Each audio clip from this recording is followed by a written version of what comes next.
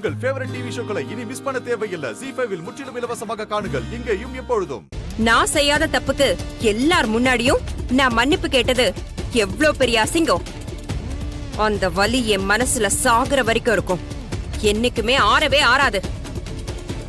அப்படி இருக்கிறப்ப உன் மக என் மருமகளா என் வீட்டுக்கு வந்தான்னா என்ன ஆகும்னு கொஞ்சமாவது யோசிச்சு பாத்தியா?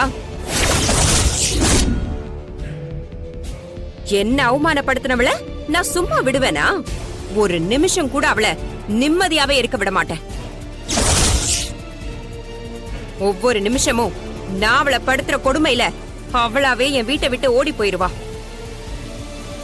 சின்ன வயசுலயே உன் புருஷன் செத்து போய் உன் வாழ்க்கை பூராவும் வெட்டியா போச்சு. உன் பொண்ணும் சின்ன வயசுலயே புருஷனை பிரிஞ்சு வாழா வெட்டியா உன் கூடவே இருக்கணுமான்னு யோசிச்சுக்க. உன் பொண்ணு எனக்கு மருமகளா வர்றது எனக்கு ஆரம்பத்துல இருந்தே பிடிக்கல.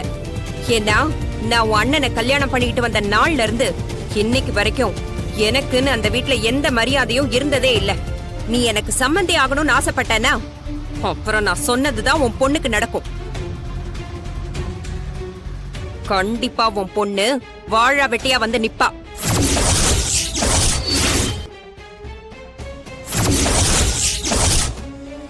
அதனால மரியாதையா நீயே ஏதாவது ஒரு காரணம் உங்க அண்ணன் கிட்ட சொல்லி இந்த கல்யாணத்தை நிறுத்து.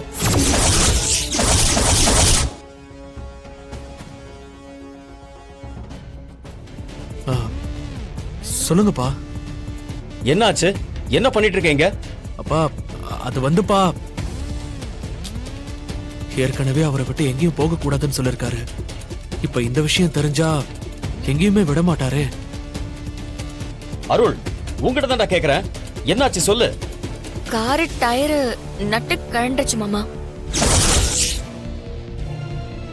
ஐயோ, நம்ம சொல்ல வேண்டாம்னு நினைச்சோம், இவ சொல்லிட்டாளே.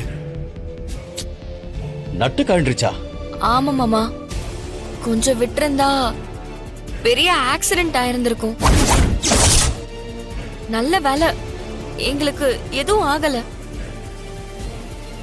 உன் தங்கச்சியோட பொண்ணு மட்டும் இல்ல, வேற எந்த பொண்ணை கட்டி வச்சாலும் உன் புள்ளையோட உயிருக்கு ஆபத்து தான்.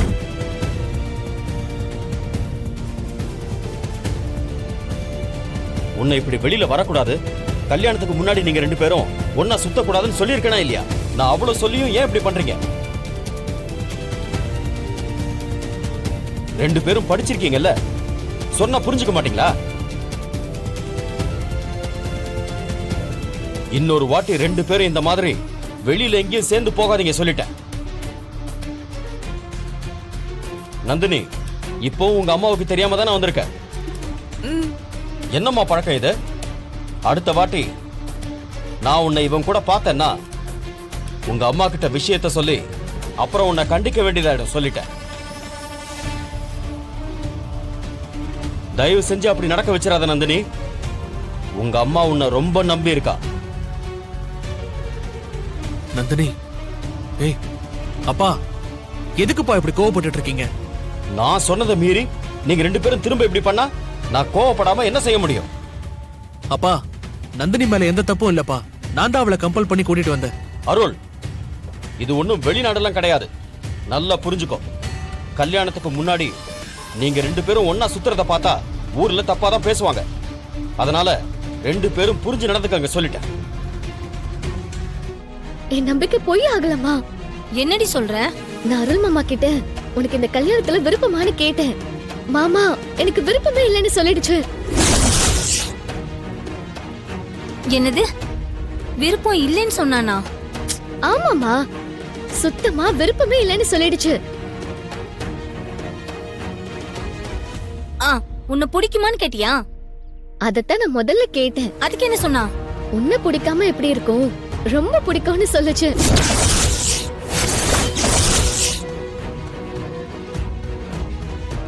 பிடிக்கும்னு சொன்னானா? என்னடி சொல்ற?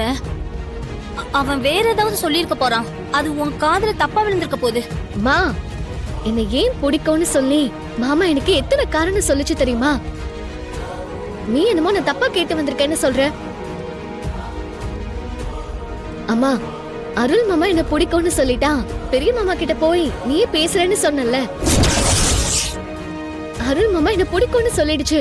இப்போ நீ பெரிய மாமா கிட்ட போய் பேசி நீதான் எனக்கும் அருள் மாமாக்கும் கல்யாணம் பண்ணி வைக்கணும். என்னம்மா யோசிச்சுட்டு இருக்க? என்னையும் அருள் மாமாவையும் சேர்த்து வைக்க வேண்டியது உன் பொறுப்பு. அப்படி இல்லனா நான் சொன்ன மாதிரி எனக்கு சாகிறது தவிர வேற வழியே கிடையாது. ஏய் முதல்ல இப்படி சொல்றதை நிறுத்து. அப்போ நீ பெரிய மாமா கிட்ட போய் உடனே பேசு. அன்னைக்கு ஜோசியரை பார்த்துட்டு வந்தேன்னு சொன்னல, நான் ஜோசியர் சொன்னதை உங்ககிட்ட முழுசா சொல்றதுக்கு முன்னால வீரயம் பண்ண விஷயம் தெரிஞ்சதுனால அன்னைக்கு நடந்த எதையும் உங்ககிட்ட நான் முழுசா சொல்ல முடியாம போயிடுச்சேன். அன்னைக்கு ஜோசியர் என்ன சொன்னார்னா, உங்க பையனுக்கு பொருத்தமான பொண்ணு அந்த பொண்ணு இல்ல. அதையும் மீறி அவங்க 2 பேருக்கும் கல்யாணம் பண்ணி வச்சீங்கன்னா அதோட விளைவுகள் ரொம்ப மோசமா தான் இருக்கும். ஐயோ, அதனால இந்த கல்யாணத்தை நிறுத்திருங்க. அதுதான் நல்லது. அதையும் மீறி உங்க பையனுக்கு நீங்க கல்யாணம் பண்ணி வச்சீங்கன்னா அவன் உயிருக்கே ஆபத்தாயிடும். அருள் நந்தினிய கல்யாணம் பண்ணிட்டா அவன் உயிருக்கு ஏதாவது ஆயிடுமோன்னு எனக்கு பயமா இருக்குண்ண.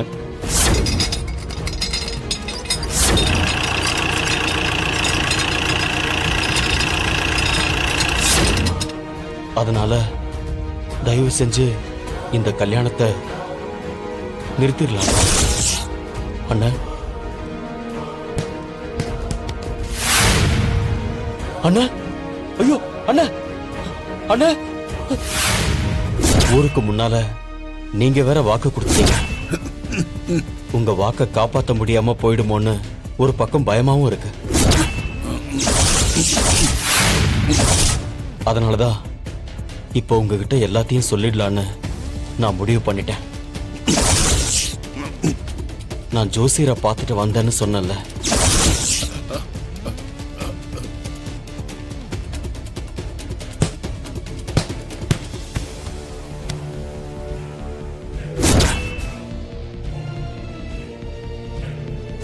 அண்ணா, அண்ணா, ஐயோ எந்திரிங்க அண்ணா, என்ன பாருங்க அண்ணா, அண்ணா, அண்ணா, அண்ணே சீக்கிரம் வாங்க, ஹாஸ்பிடல் போலாம். டேய் என்னாச்சு? ஏன் அவரை தூக்கிட்டு போறாங்க? தெரியலக்கா, வாக்கா போய் சரி வா பாப்போம். போய் பாப்போம்.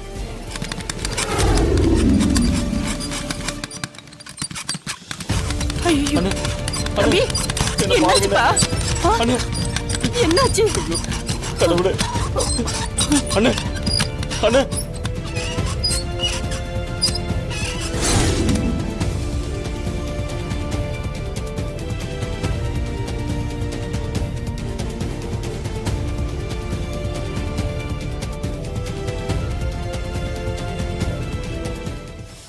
ஜீ5 ஆப்பை டவுன்லோட் செய்து அனைத்து எபிசோடுகளையும் இலவசமாக பாருங்க.